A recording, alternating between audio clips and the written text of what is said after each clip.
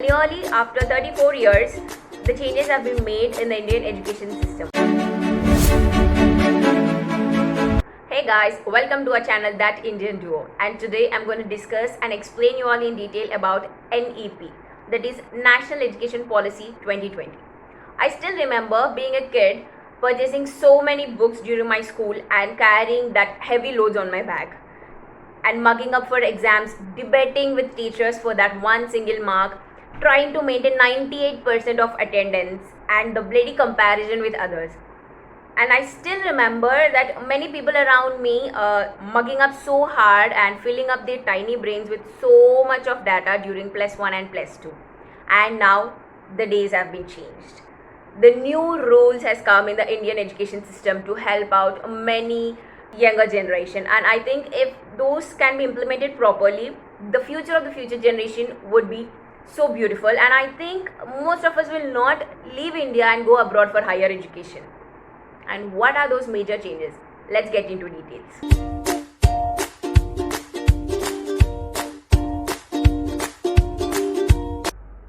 Here is the existing academic structure where we spend few years on foundation phase, and the rest of the 10 years we study right from first class to the 10th class, and the next 2 years for our +1 and +2. And here is the new academic structure where it is divided into 4 phases. First one is foundational stage. This stage lasts for 5 years, and also it is subdivided into 2 parts, that is 3 + 2, where you spend 3 years for play school like nursery, LKG and UKG, and the next 2 years for class 1 and 2, where you will be having play activity based learning. And the second stage is preparatory stage, which lasts for about 3 years, and you'll be having from class 3rd to the 5th in this phase. The third stage is middle stage, right from 6th standard to the 8th standard, where you'll be having experiment based practical learning in the subjects science, mathematics, arts, social studies and humanities as well. And the final stage is secondary phase, which lasts for about 4 years, that is from 9th class to the 12th.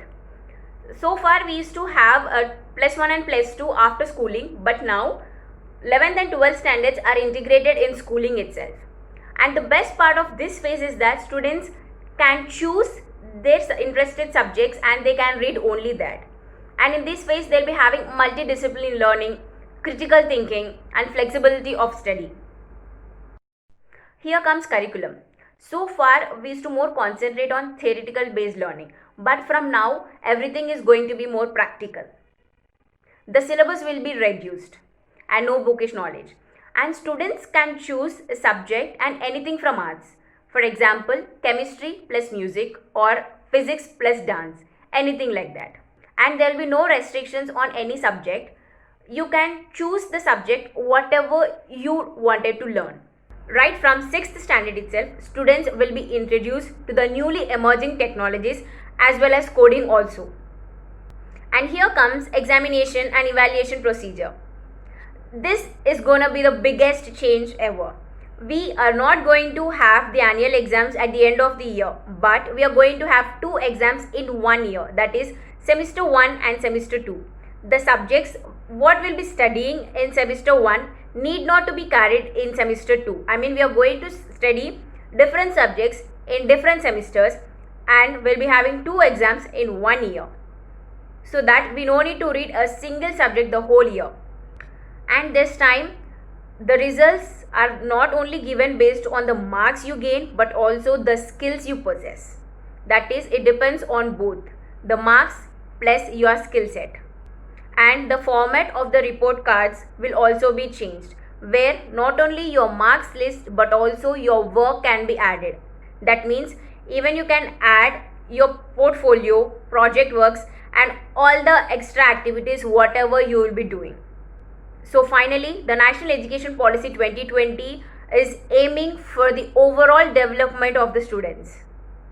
That is not only the theoretical knowledge but also the practical knowledge, which is very important. The changes have not only made during school level, but also many changes have been brought during graduation also. I've seen many people who will drop out from their graduation in the middle, and finally they end up without completing their graduation, because until we complete the final year of the graduation we will not receive any certificate.